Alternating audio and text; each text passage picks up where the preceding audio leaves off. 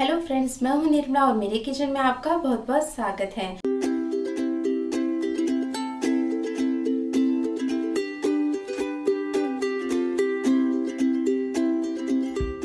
सर्दियों में मीठा खाने का अपना ही मज़ा है, चाहे वह हलवा हो, लड्डू हो या चिक्की वगैरह।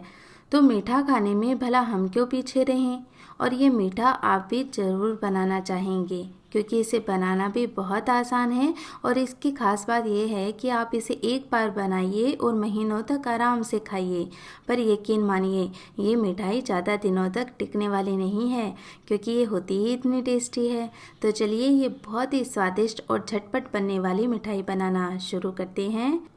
इसके लिए हम ले लेंगे तिल। मैंने यहाँ पर सफ़ेद तिल का इस्तेमाल किया है और तिल आप जानते ही हैं कि बहुत ही ज़्यादा हेल्दी होते हैं। तिल की मिठाई बनाने से पहले तिल को अच्छे से साफ़ कर लें, उन्हें छान लें क्योंकि इनमें थोड़ी बहुत डस्ट आती है तो वो निकल जाएगी। तो यहाँ पर मैंने टोटल 300 ग्राम तिल ले लिए हैं। अब इन तिल को हम डालेंगे एक पैन के अंदर और लो टू मीडियम फ्लेम पर इन्हें रोस्ट कर लेंगे।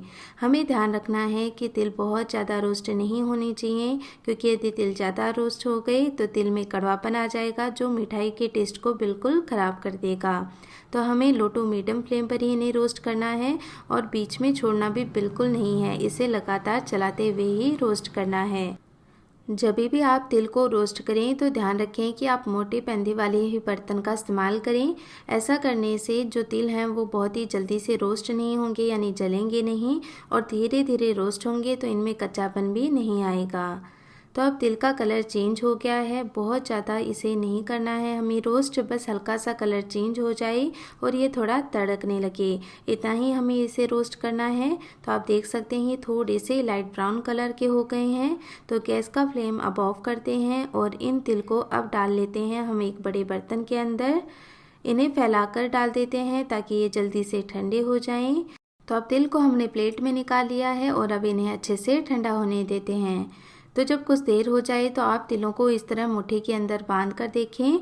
तो यदि तिल में हीट आ रही है, हथेलियों में हीट लग रही है तो तिल यानी अच्छे से ठंडे नहीं हुए हैं अंदर तक।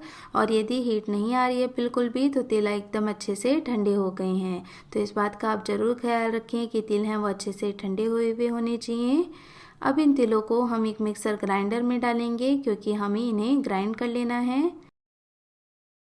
अब मिक्सी का ढक्कन बंद करते हैं और इन्हें ग्राइंड कर लेते हैं। ध्यान रखना है कि हमें इन्हें दरदरा ही ग्राइंड करना है।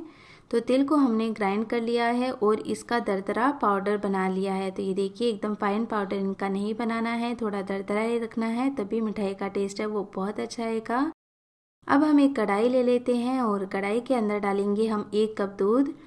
तो आप चाहें तो कच्चा दूध भी इस्तेमाल कर सकते हैं या फिर दूध को पहले गर्म कर लें और फिर ठंडा कर लें।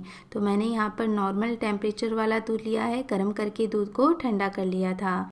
अब इसके अंदर हम डालेंगे मिल्क पाउडर। मैंने यहाँ पर टोटल 200 ग्राम मिल्क पाउडर का इस्तेमाल किया है। मिल्क पाउडर से इस मिठाई का टेस्ट भी बहुत अच्छा आएगा और दूसरा इसकी जो लाइफ है वो भी बढ़ जाएगी।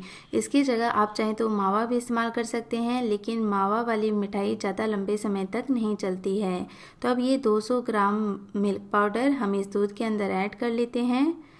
अब इसी के अंदर हम 1 टेबलस्पून घी भी डाल देंगे और सारी चीज़ों को अच्छे से मिक्स कर लेंगे। ध्यान रखिए कि गैस का फ्लेम अभी मैंने ऑफ ही रखा है, हमें अच्छे से सारी चीज़ों को मिक्स कर लेना है और फिर हम गैस का फ्लेम ऑन करेंगे।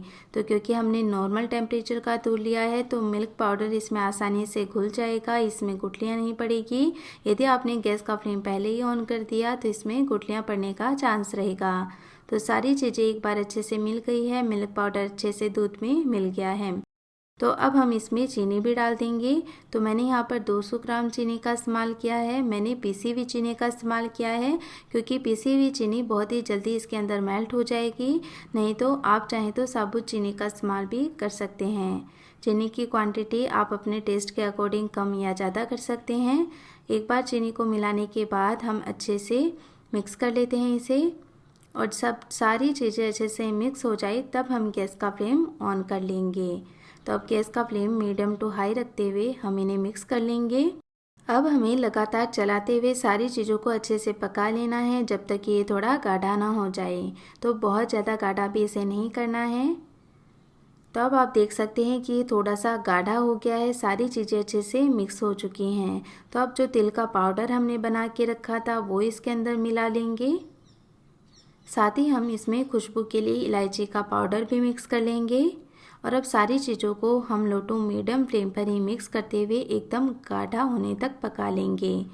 मैंने यहाँ पर सिर्फ तिल का इस्तेमाल किया है, आप चाहें तो इसमें ड्राई फ्रूट्स को रोस्ट करके और फिर उन्हें भी ग्राइंड करके इसमें इस्तेमाल कर सकते हैं, उससे भी बहुत अच्छा टेस्ट आएगा इनका। या फिर आप ये मिठाई मूंगफली से भी बना सकते हैं, ठीक इसी तरह। बस मूंगफली में आपको थोड़ा सा छिलके उतारने का झंझट रहेगा और तिल में ऐसा झंझट नहीं रहता है, तो ये बहुत ही जल्दी बनकर तैयार हो जाती है। तो अब सारी चीज़ों को हमने और पका लिया है और अब आप देख सकते हैं ये कढ़ाई छोड़ने लगा है और मिश्रण काफ़ी गाढ़ा हो गया है।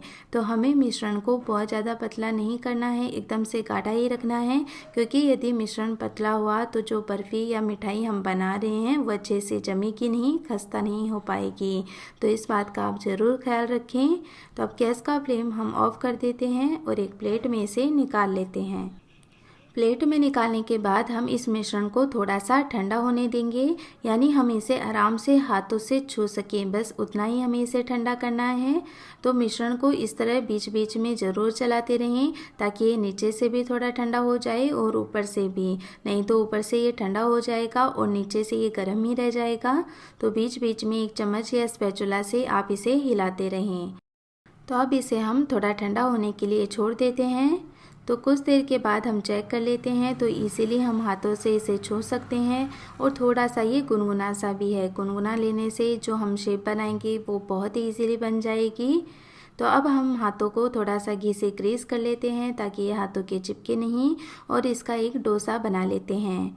तो क्योंकि ये थोड़ा ठंडा हो चुका है तो इजीली हाथों से छू सकते हैं और इसका डो भी बन जाएगा। अब ये अच्छे से सेट हो चुका है, तो हम थोड़ा सा पोर्शन हथेलियों के बीच लेते हुए इस तरह गोल कर लेते हैं और थोड़ा सा गोल करने के बाद हम इसे एक सिलेंड्रिकल शेप दे लेंगे। इस तरह हथेलियों में थोड़ा सा घुमा लेते हैं। अब प्लेट को साइड में कर देते हैं और एक फ्लैट सरफेस के ऊपर हम इसे ऐसे रोल कर लेंगे। तो ऐसा करने से बहुत ही आसानी से ये बन जाएंगे, नहीं तो आप थोड़ा थोड़ा पोर्शन लेके हाथों में भी इसे इजीली सिलेंड्रिकल शेप दे सकते हैं। लेकिन यदि आप ज़्यादा क्वांटिटी में इसे बना रहे हैं तो इस तरह से जब बनाएंगे तो बहुत ही आसानी से ये बन जाएंगे और बहुत ही जल्दी बन जाएंगे। तो क्योंकि हमने ऊपर घी लगा रखा था हाथों के, तो ये घी इसके ऊपर लग जाएगा तो ये आराम से रोल हो जाएगा, चिपकेगा नहीं। तो एक्स्ट्रा घी लगाने की आपको ज़रूरत नहीं है। तो ये देखिए हमने इसे इतना लंबा कर लिया है। तो आप जिस तरह की शेप देना चाहें उस तरह की शेप इसे दे सकते हैं। तो मैंने यहाँ पर इसे सिलेंड्रिकल शेप दी है, आप चाहें तो बर्फ़ी भी इसे जमा सकते हैं या गोल शेप भी इसे दे सकते हैं। क्योंकि बर्फ़ी जमाएंगे तो आपको मिश्रण को ठंडा नहीं करना है, उसे तुरंत ही किसी प्लेट में सेट कर दें और फिर जब वो ठंडा हो जाए तो उसे कट कर लें। और मैं ये शेप दे रही हूँ ताकि थोड़े बच्चों को अच्छा लगे देखने के अंदर और वो मज़े लेकर खाएँ इसे। तो यहाँ पर इस पोर्शन को हमने 4 हिस्सों में डिवाइड कर लिया है और डिवाइड करने के बाद एक बार हम थोड़ा हाथों में लेकर इसे सेट कर देंगे, तो ये और भी अच्छे से सेट हो जाएंगे और बहुत ही अच्छे लगेंगे देखने के अंदर। ये देखिए बहुत ही अच्छा लग रहा है ये देखने में, और क्योंकि अभी ये अच्छे से ठंडा नहीं हुआ है तो ये काफ़ी सॉफ्ट है। तो सारे पीसेस हम इसी तरह बनाकर तैयार कर लेंगे। और अब मैं आपको एक पीस तोड़कर दिखाती हूँ कि इसका टेक्सचर कैसा है। तो ये देखिए कितना अच्छा टेक्सचर आया है इसका, बहुत ही टेस्टी। और अभी ये पूरा ठंडा भी नहीं हुआ है, लेकिन जब ये अच्छे से ठंडा हो जाएगा तो बहुत ही ज़्यादा टेस्टी भी हो जाएगा और इसका जो टेक्सचर है वो और भी खस्ता हो जाएगा। तो इस तरह आप ये बहुत ही आसानी से मिठाई बना सकते हैं और लंबे समय तक इसे सेव कर सकते हैं। फ्रेंड्स, कैसी लगी आज की रेसिपी? उम्मीद करती हूँ ये रेसिपी आपको पसंद आई होगी, तो आप एक बार जरूर ट्राई करके देखें इसे। यदि ये रेसिपी आपको पसंद आई हो तो प्लीज़ इस वीडियो को लाइक, कमेंट, शेयर और मेरे चैनल को सब्सक्राइब करना ना भूलें। मेरी लेटेस्ट वीडियोस के अपडेट के लिए बेल आइकन के बटन को क्लिक जरूर करें। आपका ये वीडियो देखने के लिए बहुत धन्यवाद। मिलते हैं नेक्स्ट वीडियो में, तब तक के लिए बाय बाय।